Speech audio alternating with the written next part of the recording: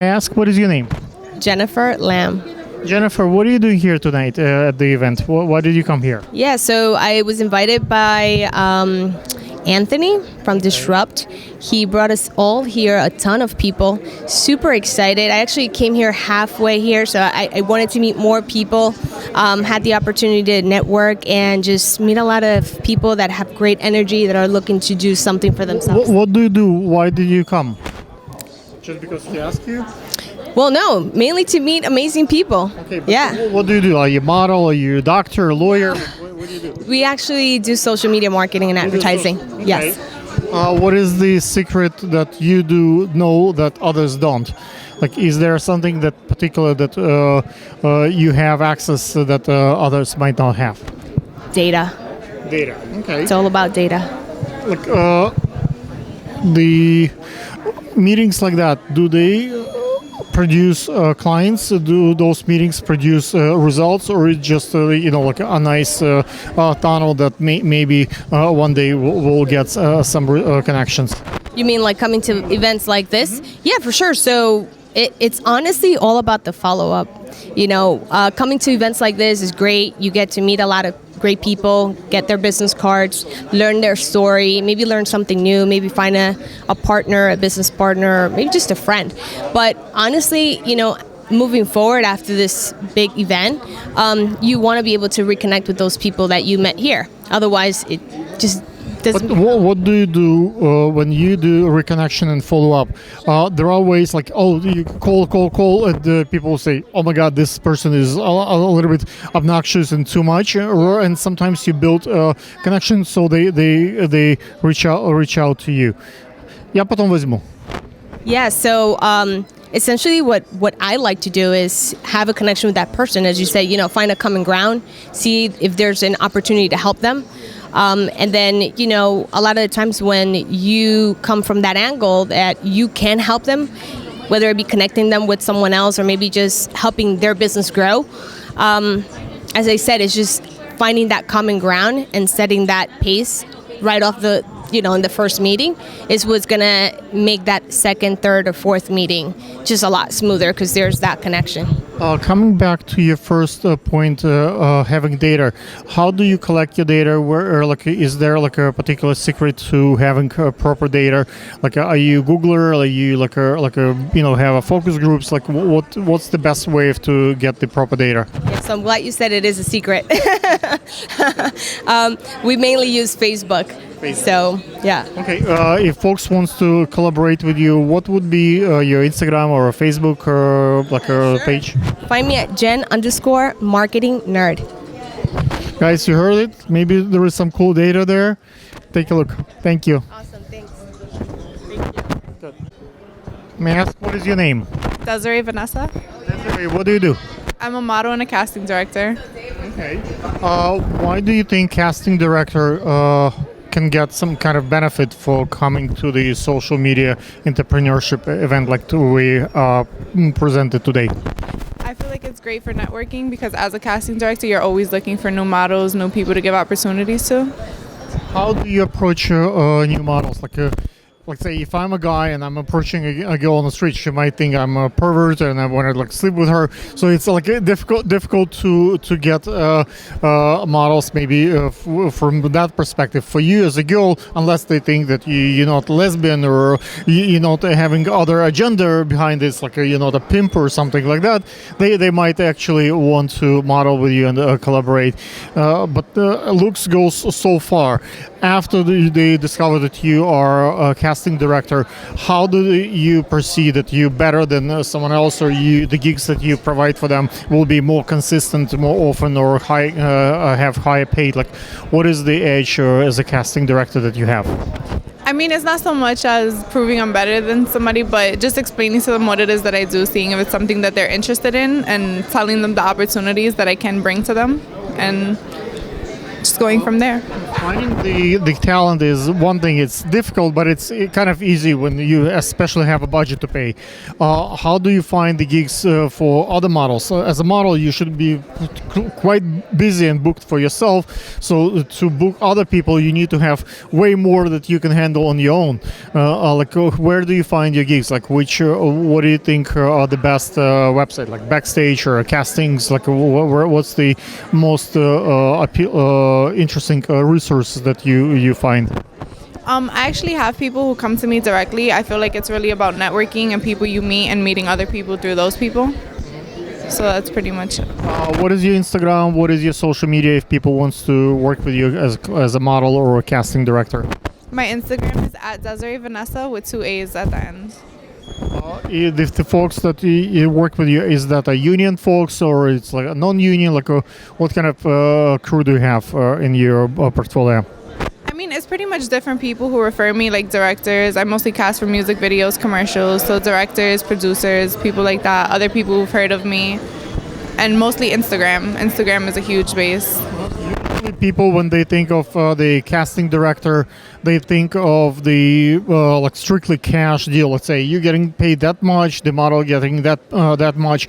But there are gigs sometimes when it's a combination of different things. Let's say if Madonna is filming or Lady Gaga is filming, you might not get paid in cash, but you might get exposure. You might get something else in that.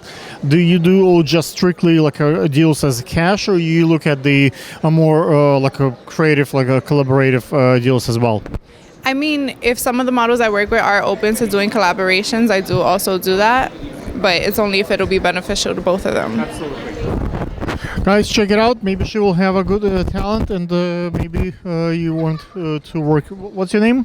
Desiree. Desiree. Check her social media, which in this case we have the Instagram. Cool. It's okay. I'm not that important. You're the one who is important.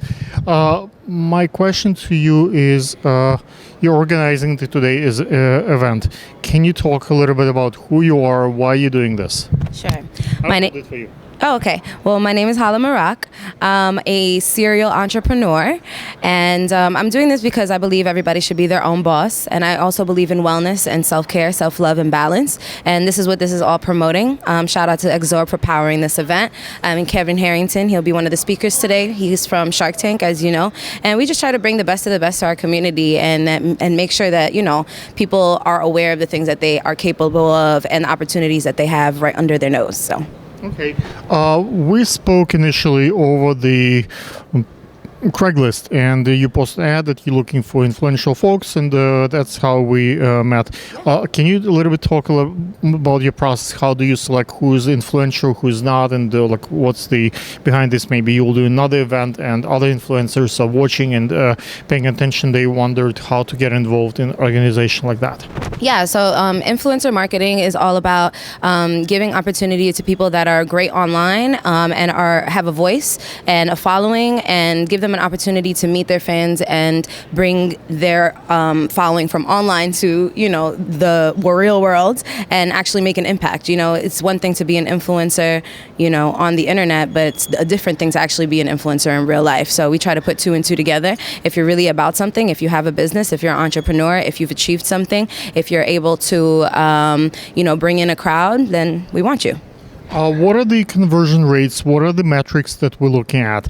Because just because someone do, let's say, 1,000 views doesn't mean it converts in likes. Those likes might not convert to actual visitors, or if people have to buy the ticket, it's even different from just coming to the event. So what are the numbers that matter? Because sometimes you can bring maybe 1 or 2 people, but they are very wealthy, they are very important, and they will make a difference, and they will not only come to the event, but they will follow up and do something about it. And you can bring thousands of freeloaders, and there is nothing comes from that.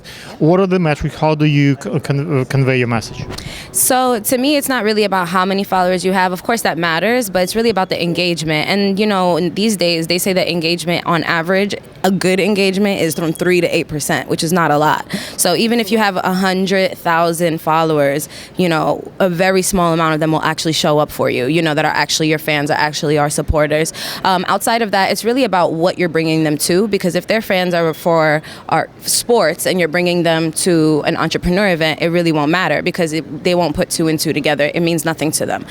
They will be a body in the room. It may look good, but at the same time, it's not going to translate to money, and ultimately that's what we're all here for. So, like in my particular world, part of my Facebook pages is international reach. So I do, let's say, if you saw my pages, I have Hispanic models, American models, French models. So I go for different countries, different sports. So when those tourists, that's my hope, is obviously that tourists from those countries coming to visit New York and they have nothing to do in New York, they kind of look what they're gonna do in New York, and I show them the event and they say, oh, that's cool. So that was the kind of a quick kind of vessel, the tunnel towards the international crowd that are visiting here right now here, and they were looking something to do connected to their country, their culture, but here in New York. Do you think what kind of influencers, I guess, you got today at the event promoting? Like, who is the most successful? What is the success story? Well, we're just getting started, so I can actually answer that question a little bit later. But we got all different types of influencers. We really wanted to be a diverse crowd. So we have artists, we have wellness people, we have entrepreneurs and CEOs, other hosts, we have press, we have just the regular college student who's looking for extra income.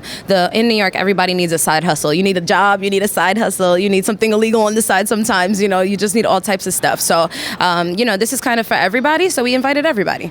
What's the future holds? What's the next step? Like, I know you're busy. I'm gonna take another 30 seconds of your time.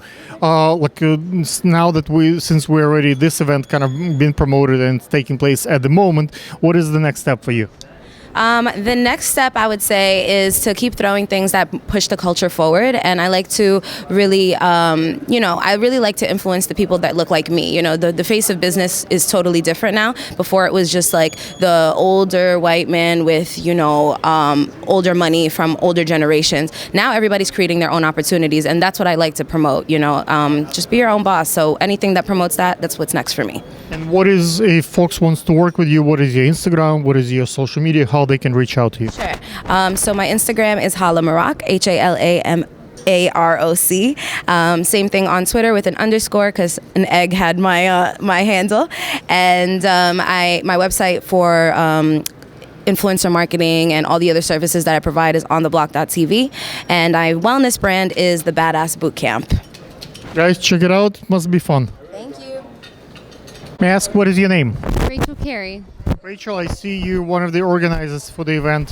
What do you do here? What is your job here, and what do you do in the real life? Well, in the real life, I'm a co-founder of World Artists United. So we're a 360 creative agency, a record label, film company, and marketing and branding agency. Are you in the union? In the union? Are you soccer? Unions, there are unions for actors, there is a union for creative folks, so I wonder, some folks have a certain... I'm creating my own union. So World Artists United has always been about bringing incredible talent together from around the world to put out positive content, positive messages. So the reason why we got involved with the Social Entrepreneur Summit is because we love to, use art as a vehicle to help people follow their dreams, and most importantly, we realized that, so my partner and I, we started our own conference as well called the Music Entrepreneur Conference, and we wanted to bring, the foundations of entrepreneurship, how to really monetize your passion to the world of music. What do you do this thing that artists cannot do on their own? When let's say I'm an artist, I can film it with my phone, with my camera, I can post it on social media. If they come to you, what can you do for them that they would not be able to do on their own? Do you extend their network? Do you give them additional connections, or you give a particular advice? Or what kind of expertise do you have that people find useful getting involved with your organization?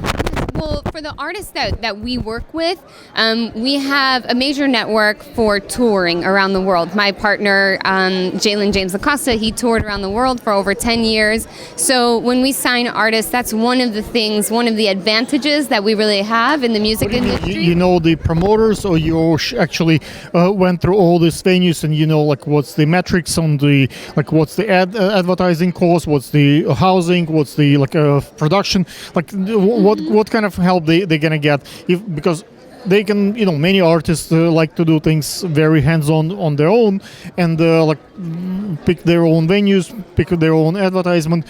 What do they get if they go through you?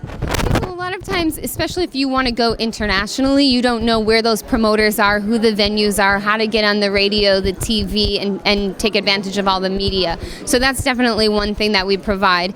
And then in our conferences, with the Music Entrepreneur Conference, it's really about, today we have so many young people becoming, we say, entrepreneurs. So entrepreneurs within the music space, right? You don't need a big record label as much anymore. You can do a lot of things independently, but that doesn't mean you should do things alone. You still need a team. So you need to learn the foundations of team building, of leadership, of finance, and most importantly, the mindset for growth, because there's always going to be challenges along the way, and you have to really know how to handle those challenges in order to be successful. Are you guys more like external outsourcing? Like, oh, you need to. We can make phone calls for you. We can place ads for you. We can do this, or it's more like advice. What do you guys need to do in order to be successful? What is your process there? So we really help break down artists what they need to do for their branding to make themselves successful. How are they going to really tell their story? How are they going to captivate their audience with their content? So it's not enough just to take great pictures or to do some, music videos, but you really need to tell people who you are, what your story is, and why they want to see you successful. So those are some of the things that we're able to do. Also, as an agency, what we're able to do is help you partner with the right types of brands that can help elevate your brand, right? So how do you go and get a deal with CoverGirl? Or how do you go and get a deal with Guitar Center? How do you create those types of relationships so we can help coach artists how to figure that out? Do you think the crowd culture, when a couple of artists get together, let's say it's difficult to get a venue on my own, but if I let three guys like me get together, we can afford the bill. Each promotes their own work, and we fill the house. Inviting influencers today to the brand. Do you think you can combine a group of artists when they help each other to basically book the tour? I think today, the way that the market is, it's so important to work as a community just like that, because you can leverage one another's network and you can reach a larger audience. And I also encourage artists to go a step further and think of how you can build relationships with the local businesses that you work with, right? That maybe you go and you value. So it could be a local restaurant or cafe or whatnot. How could you go and give them value? Maybe do a free performance at their cafe in exchange for them sending your music out to their entire email database. There are so many free resources, especially here in New York. I film at YouTube Space in Chelsea Market. I don't know if you're familiar with the space. I film at Brickheart Media Center. There are public TV, and there are so many resources that are getting pop up new studios in the city. What are the free maybe or low cost resources that you can share with the audience that you would recommend? Well, there's one great resource, and that is Suze Polensky. She's the Rockstar Advocate. She hosts an annual conference called the Musicpreneur Mindset Summit. So again, for us, it's all about the mindset. You have to learn how being a successful entrepreneur isn't just having the best tools and tricks in marketing. It's really having the best control of yourself internally and understand the challenges. So I love that conference. Also, we just launched a program with NYU. It's going to be an online program. Anyone can go in. You don't have to be a student of NYU. And the program is Music Industry Essentials. So it's a 360 view of all the different roles and responsibilities in the music industry. So that's something that you can apply for scholarships right now at yellowbrick.co. What is your social media? How people can look you up? Like Facebook, maybe Instagram or something? Sure. On Instagram, my company is World Artists United TV, and I am Rachel Carey. Guys, check it out. Rachel is doing a great job here today. I see quite a few people coming in. Hopefully we'll have a full house soon. Check her website. Maybe there is some useful hints there. Thank you, guys. Where's your phone?